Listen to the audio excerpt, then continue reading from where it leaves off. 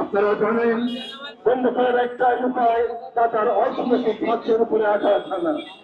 সারা বিশ্বের মুসলমান এই 150 কোটি মুসলমান আমরা ঐক্যবদ্ধ হয়ে আজকে ইসরায়েলের পণ্য বর্জন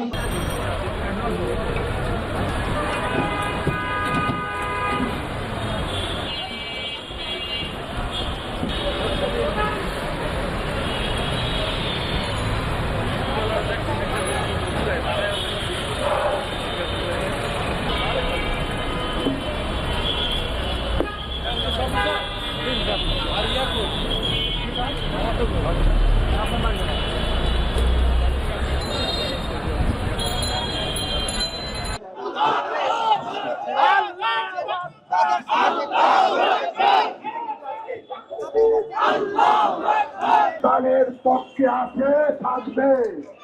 আওয়ামী লীগকে পুনর্বাসন করার দায়িত্বে তোমাকে দেশে এজেন্ট নিয়োগ করে নাই।